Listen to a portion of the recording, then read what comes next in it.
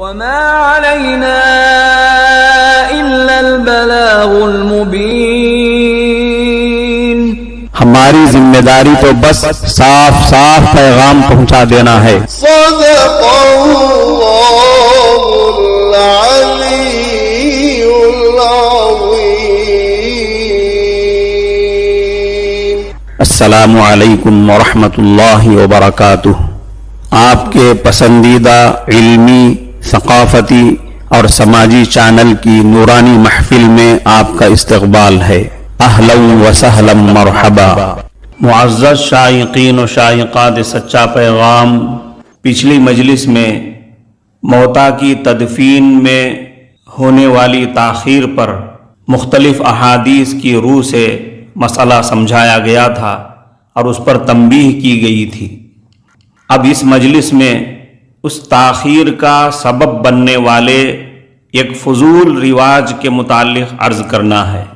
وہ غیر ضروری اور فضول عمل ہے میت کی رونمائی، جو دو جگہ دو بار کرائی جاتی ہے، جس کی وجہ سے تدفین میں کافی دیر لگ جاتی ہے.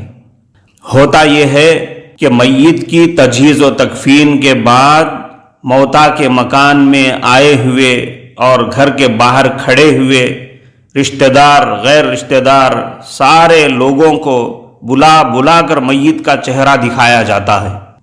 جہاں تک میت کے گھر والوں کی اور خاص قریبی رشتہ داروں کے دیکھنے کی بات کا تعلق ہے، جو چند گنے چنے لوگ ہوتے ہیں، اس کی شریعت میں گنجائش ہے.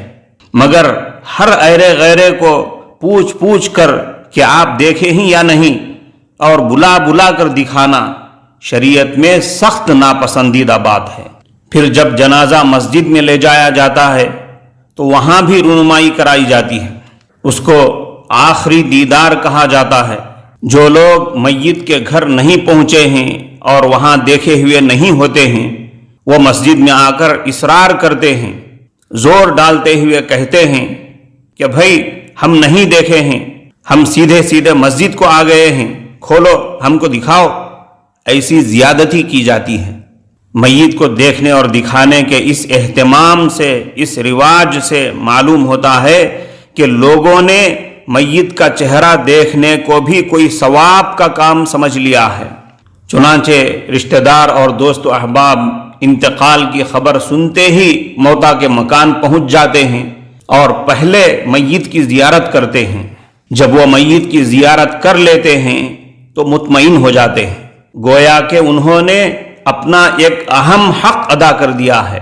اسی طرح میت کے اہل خانہ بھی مطمئن ہو جاتے ہیں کہ فلاں نے حاضری دے دی. شریعت کی روح سے میت کی زیارت اصل چیز نہیں ہے اور ثواب کی بات نہیں ہے. اصل چیز اور اصل کام تعزیت کرنا ہے. اس موقع پر موتا کے اہل خانہ کو صبر کی تلقین کرنا ہے. انتقال کی خبر سن کر، وفات کی اطلاع پا کر جب ہم تعزیت کے لیے موتا کے گھر پہنچے، میت سامنے رکھی ہوئی ہے، تعزیت سے پہلے یا بعد میں ایک نظر دیکھ لیے کوئی حرج نہیں ہے. لیکن یہ سمجھنا کہ میت کو دیکھنا، میت کی زیارت کرنا ہی اصل کام ہے اور آخری کام ہے اور یہی کافی ہے، یہ غلط بات ہے. جیسے ہی انتقال کی خبر ملے، میت کے گھر والوں کے یہاں جا کر ان کو تسلی دینا چاہیے، ان کی دل جوئی کریں، صبر کی تلقین کریں، اہل خانہ کے لیے اور پھر میت کے حق میں دعائیہ جملے کہیں. تعزیت کے موقع پر حدیث کے مطابق حضرت صلی اللہ علیہ وسلم سے ان للہ ما اخذ وله ما اعطى وكل شيء عنده باجل مسمى، یہ الفاظ اور یہ کلمات منقول ہیں، جس کا خلاصہ ہے جو چیز دی گئی ہے وہ بھی اللہ کی ہے اور جو اللہ نے لے لیا ہے وہ بھی اللہ کا ہے، اور اللہ کے پاس ہر چیز مقررہ وقت پر ہی ہوتی ہے. اسی طرح میت کے گھر والوں سے مخاطب ہو کر یہ دعا بھی دی جائے: اعظم اللہ اجرک واحسن عزاءک وغفر لمیتک. اللہ تعالیٰ آپ کو اس حادثے پر بڑا اجر عطا فرمائے اور آپ کو بہتر تسلی اور صبر عطا فرمائے اور آپ کے مرحوم کی مغفرت فرمائے۔ اس کے بعد جو اہم کام ہے وہ جنازے میں شرکت کرنا ہے، جو در حقیقت ہر مسلمان کا حق ہے۔ بخاری و مسلم کی روایت ہے، حضرت نبی کریم صلی اللہ علیہ وسلم نے ارشاد فرمایا، حق المسلم علی المسلم خمس، رد السلام واتباع الجنائز وتشمیت العاطس واجابت الدعوہ وعیادت المریض۔ ایک مسلمان کے دوسرے مسلمان پر 5 حق ہیں: سلام کا جواب دینا، جنازوں میں شرکت کرنا، چھینکنے والے کا جواب دینا یعنی یرحمک اللہ کہنا، اور دعوت قبول کرنا، اور بیمار کی عیادت کرنا۔ معزز ناظرین کرام، کسی کے گھر میں وفات کے موقع پر ایک اور اہم کام جو کرنے کا ہے، جس کا تعلق سنت سے بھی ہے اور انسانیت سے بھی ہے، وہ ہے کھانا تیار کر کے موتا کے گھر بھیجنا۔ حضرت نبی کریم صلی اللہ علیہ وسلم کو جب آپ کے چچا حضرت جعفر ابن ابی طالب کی شہادت کی اطلاع ملی تو آپ نے اپنے گھر والوں سے فرمایا، اصنعوا لآل جعفر طعاما فقد اتاہم ما یشغلہم۔ حضرت جعفر کے اہل خانہ کے لیے کھانا تیار کرو، غم اور صدمے کے سبب ان کے اہل خانہ کھانا تیار نہیں کر پائیں گے۔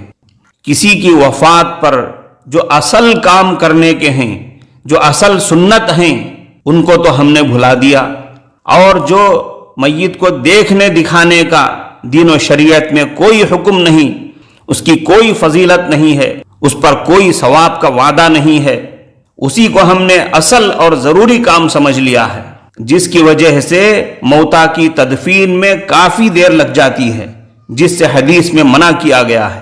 لاک ڈاؤن کے دوران ایسے بھی واقعات دیکھنے میں آئے ہیں کہ عصر میں آدمی کا انتقال ہوا اور عشاء میں تدفین ہو گئی۔ شریعت یہ چاہتی ہے کہ عام نارمل حالات میں بھی موتا کی تدفین میں ایسی ہی جلدی کی جائے۔ ایک بار پھر وہ حدیثیں ذہن میں مستحضر کر لیجئے جو پچھلی مجلس میں آپ نے سنی ہیں۔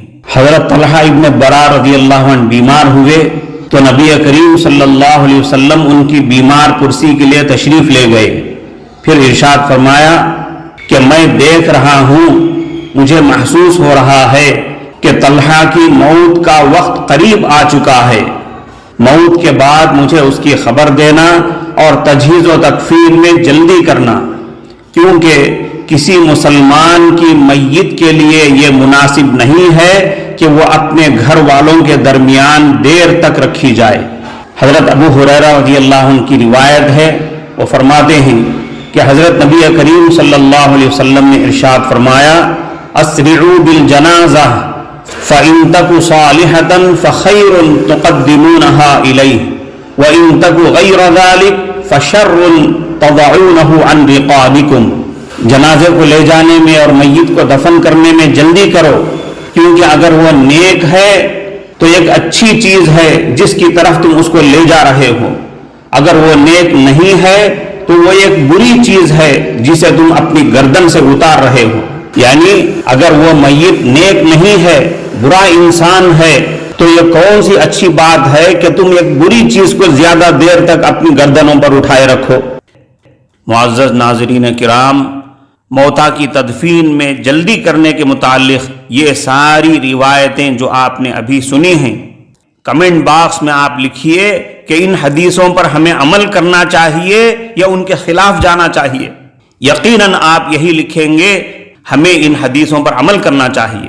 جب ہمیں ان حدیثوں پر عمل کرنا چاہیے جن میں موتا کی تدفین میں جلدی کرنے کا حکم دیا گیا ہے، اگر ہم میت کو دیکھنے دکھانے کے اس غیر ضروری عمل کے پیچھے پڑیں گے تو تدفین میں دیر لگ جائے گی، چاہے چند منٹوں کی دیر لگے، دیر ہوتی ہے، اس میں شریعت کی خلاف ورزی ہوتی ہے۔ اس لیے شریعت کے اصل مزاج کو سمجھتے ہوئے، شریعت کی مصلحت کو پیش نظر رکھتے ہوئے میت کی رونمائی کے رواج کو ختم کریں، اور جیسے ہم ہر کام سنت کے مطابق کرنا پسند کرتے ہیں، ویسے ہی تدفین کے معاملے میں بھی سنت کا پہلو اختیار کرتے ہوئے جلد از جلد موتا کو ان کی آخری منزل تک پہنچانے کا رواج دیں اور لوگوں کو اس کی ترغیب دیں۔ دعا کیجئے کہ اللہ تعالی ہمیں ہر معاملے میں شریعت کے اصل مزاج کو سمجھنے کی اور اس کے مطابق عمل کرنے کی توفیق عطا فرمائے۔ السلام علیکم ورحمۃ اللہ وبرکاتہ۔